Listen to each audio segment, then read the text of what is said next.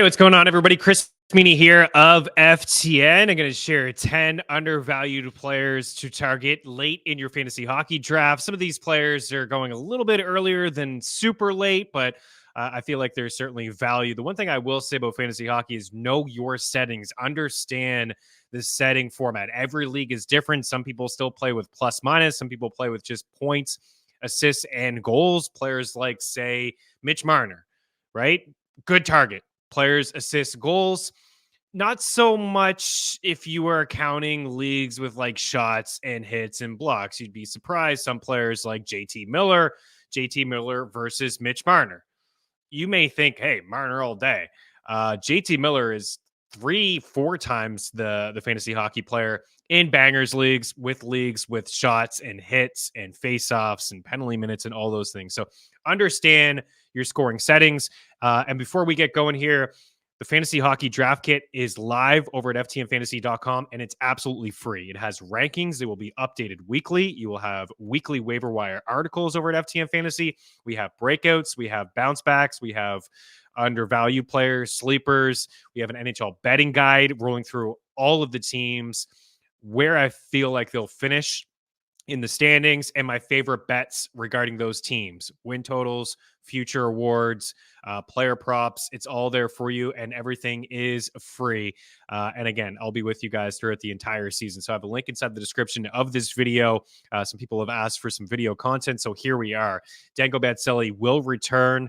Live shows starting Tuesday, October 8th, every Tuesday and Thursday with myself, Eric Young. Subscribe to our FTN YouTube page, because that show will only be available on our FTN YouTube page. You're listening maybe to this on Mean Streets. I will put some of those episodes on Mean Streets, but for the most part, it will just be a video show. We want you guys to hang out like you did last year. So subscribe to our FTN YouTube page and make sure you're subscribed to Mean Streets as well. So put some of those episodes on Mean Streets. Of course, maybe you're listening to the top 10 undervalued players here. So let's get after it. Rankings, everything available. Link inside the description of this video over at ftnfantasy.com, and in this video, links there for our draft kit. So here are 10 players I feel are undervalued. You know, looking at Yahoo, looking at ESPN and other formats where you may draft, best ball potentially as well. I will have a sleeper video and a breakout video. So some of those players, breakouts and sleepers, could have been undervalued. Some of the undervalueds could be under sleeper and breakouts. But really just subscribe to the YouTube page and you will see the other videos. I'll link out to them as well in the description. So Tyler Toffoli up at the top here for me in San Jose. I like a lot of Sharks this year. I don't think they're going to be a good team, but I think they're going to be a fun team. I'm going to attack their overs. We picked on them last year quite a bit, but the addition of Tyler Toffoli, you got Celebrini there, top overall pick. You got Will Smith, who's a top pick as well. So those guys are going to be added to the lineup. You have Tyler Toffoli and Mikael Granlund here as two Sharks I feel like are undervalued. Now, for Tyler Toffoli, you know, he's been on better teams surrounded around better players. But this guy's a goal scorer. Wherever he goes, he just scores goals. And it's really just that simple. You look at his early LA days, 23, 31 goals, 24. You look at Vancouver, only played 10 games, had 10 points and 6 goals. With the Habs, 52 games, he had 28 goals and 44 points. Like, that will be the outlier year, the 17% shooting rate, pretty high, but nearly 12% for his career. Went to Calgary and had 23 points in 37 games, and then went on to score 34 goals in 82 games in 2022 with the Flames. And then his first year with New Jersey, not a great season for him overall, but he did score 26 goals in 61 games and had 44 points. And then in 18 games with the Jets, in terms of ice time, 15 minutes per game, which was the lowest mark of his career before his rookie and sophomore campaign. They didn't really lean on him that much in Winnipeg. He still had 11 points in 18 games. They are going to lean on him in San Jose. He is the veteran there. He should play. I think with Celebrini, those guys should be together on the first line and on the power play. Logan Couture has had issues staying healthy. You know, they could have Will Smith in the center position on the second line. Couture, if he's healthy, they can move Will Smith around. They can move Mikael Granlund around, who has center and right eligibility. But Tyler Toffoli, two things he does well. One, shoot the puck. The other one, find the back of the net. So he is going super late in drafts. Forget about plus minus. If you play with that silly stat, don't let it, phase you. It's just one category. And by the way, just get it out. It isn't me playing with plus minus. But Tyler Toffoli, I would say he lives in the 25 goal range. I think he could score 30 even on this bad Sharks team. Again, they're lean on him. He should get back into the 17, 18 minute per game range for the former 47th overall pick from 2010. So he's been in the league for a bit now. He's getting a little bit older, right? Born in 92, Scarborough boy, but still has a little bit to offer. And as for Granlund, like he was extremely underrated last year. He had 60 points in 69 games. And I felt like all year he was just kind of hanging around the waiver wire. He's not a big volume shooter, unlike Toffoli. You got to go back all the way to 2017 before he had a season. Well, 193 shots he had in that season. Last year, 134. He's a pass-first guy. He had 48 assists last year. The 60 points in 69 games is super impressive. He basically did that by himself, right? They traded Timo Meier away a while ago. This is like a long time ago. He didn't really have a whole lot to play with. I have love for Fabian Zetterlund. Take another look at some of our other videos here. He could have certainly been on the undervalued. I put him in the sleeper video. But that top six, I think they're going to score some goals. So there's value here a little bit in leagues with face-off wins. He's, productive on the power play, 23 power play points last year. So I can see a scenario with the Sharks where, again, they are not going to be a great team. They're going to allow a lot of goals. They're pretty thin on the blue line. I like that they went out and got Askarov, who's dealing with an injury right now, but there's some upside there. They have some pieces. Defensively, again, there's certainly some holes in their squad, but this top six may be okay.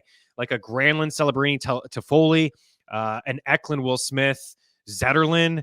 Like I expect Zetterlund to play somewhere inside the top six, like whether that's on line one with Celebrini and Toffoli, or they move Granlund to the wing, or they have Zetterlund with Eklund and Will Smith, or Logan Couture whenever he can stay healthy and be in the lineup.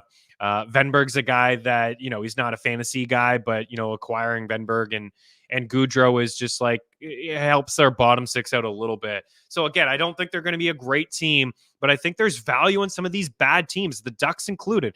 The Ducks and the Sharks, there's value with some of those players. And again, check out another video because I'm interested in Carlson and I'm interested in Gauthier. I'm interested in those two players, and I think there's still a little bit of value in some other Ducks players. So starting here with Toffoli, Mikael Granlund as undervalued players, I'm noticing going a little bit later in drafts.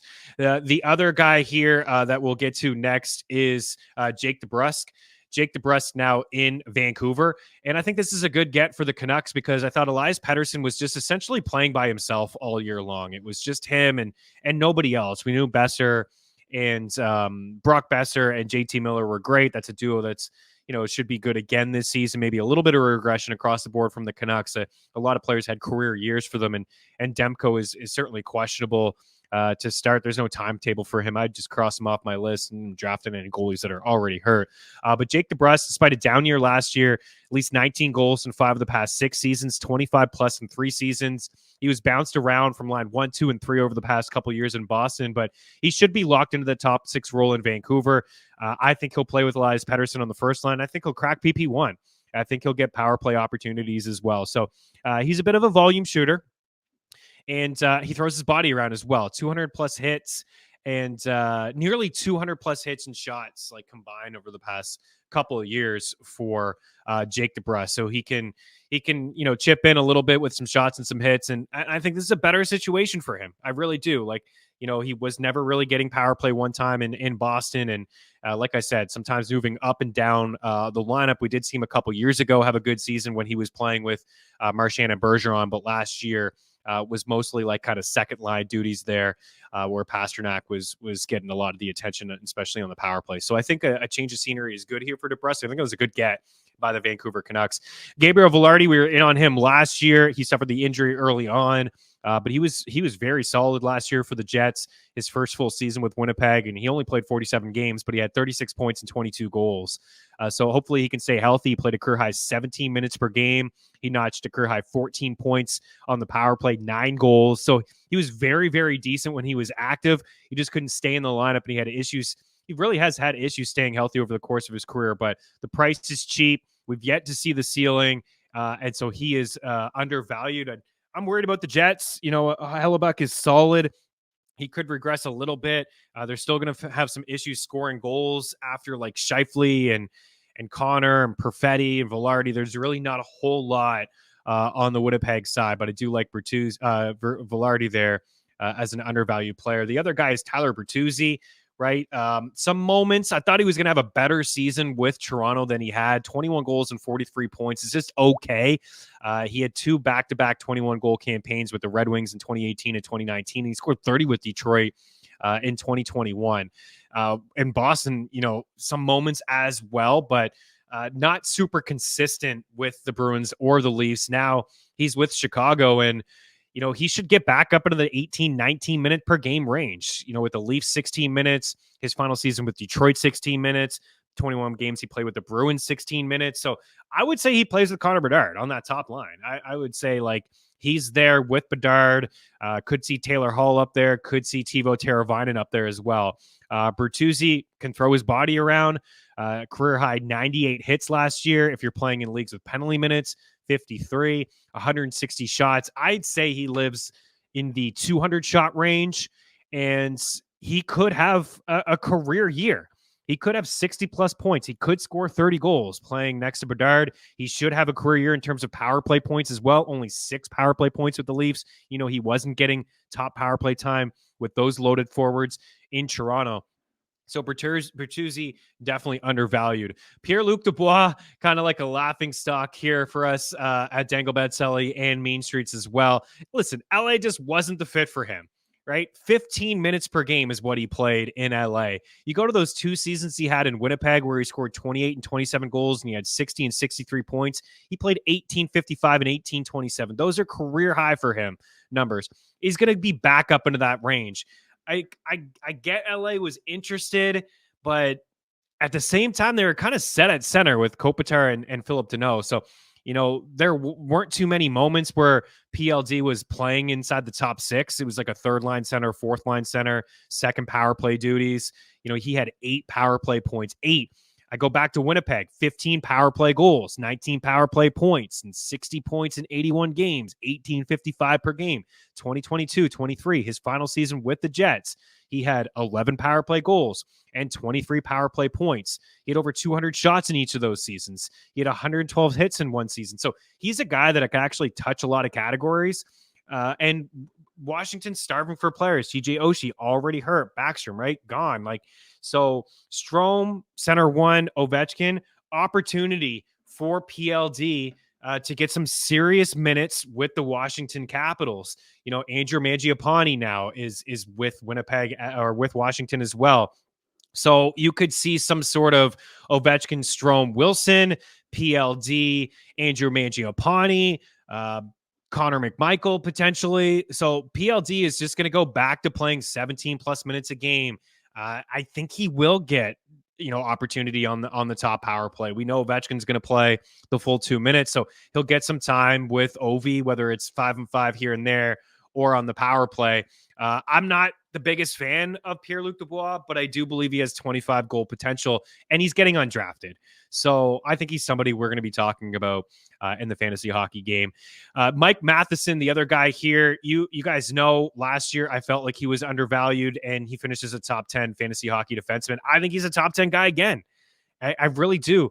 And I like Lane Hudson, and I would fade Lane Hudson in redraft this year, especially if you're playing in leagues with hits and blocks and whatnot.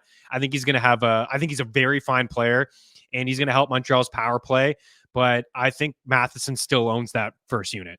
And, there may be times where they roll with both. We'll see about Patrick Laine, the extent of his injury. We could see a scenario where Matheson and Lane Hudson are there. But Matheson's the guy. right? Touch career highs in goals last year with 11 points with 62, power play points with 23, shots 186, hits 187, and time on the ice time. My goodness, easy for me to say. 25 minutes per game. That was his first full season in Montreal. Those are significant numbers, and I don't see a lot of regression across the board. The shots 186, the hits 187, so he's touching those banger league categories for you. His ice time should still live 25 minutes per game. Maybe he doesn't score 11 goals, but I would say he flirts with at least 10. 62 points and 23 power play points. There's really no reason to expect a dip in those numbers. Lane Hudson, again, he's just a rookie, so it's going to take some time. Matheson still should touch a lot of those categories. I'm seeing Hudson get drafted a little bit too early and Matheson just getting overlooked because of the addition of Lane Hudson. Do not make that mistake. Matheson still has a lot to offer in fantasy hockey. And then Darnell Nurse and Jacob Trouba, like those guys are better suited for you if you play in leagues with hits and blocks. I know Nurse is not 100% right now. You can draft him super late with your last pick, your second last pick in Yahoo leagues and 12-team formats. And you can just put him on IR plus and then pick somebody else up. Trouba has shown us that he could be a top 10, top 15 defenseman in that setting, in that format. He really has, right? He's a guy that you can expect like him to flirt with over 200 hits. You know, he's going to provide you with blocks. He's not going to give you a lot of points, a lot of production. He's not going super early in drafts. He shouldn't, but in those formats, you should keep an eye on him. Look at the last couple of years, 191 hits, 207 hits, 218 hits. Look at the shots, 129, but 199, 204, ice time, 21 minutes. You know that, you know, he's going to throw his body around. He's going to get some penalties and things like that. So only 22 points for him last year, the -4, all those things, whatever. But, you know your settings. There's certainly some value there. And then the final guy on this list is that I think is undervalued in the goalie market is Jacob Markstrom. I think he has top 5 upside at the position. He's going roughly as goalie 10, goalie 12.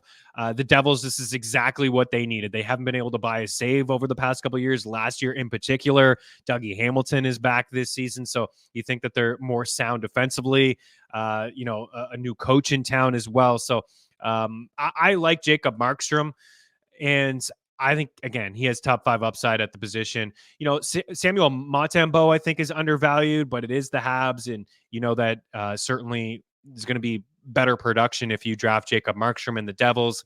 I think Anthony Stolarz is undervalued at the goalie position as well. If you want some more goalie targets, make sure you check out the sleeper and the breakout video. So those are 10 undervalued players. There's a couple that I wanted to put in the undervalued section, but I have them in breakouts and sleepers. So make sure you check out the videos linked below and check out the Fantasy Hockey Guide over at ftnfantasy.com. Rankings, sleepers, busts, breakouts, fantasy hockey team names, NHL betting guide, and we'll have waiver wire stuff for you every step of the way to help you win a fantasy hockey championship. Thanks for taking the time to hang out. I'm Chris Meaney. Have a good one. We'll talk to you soon. Cheers.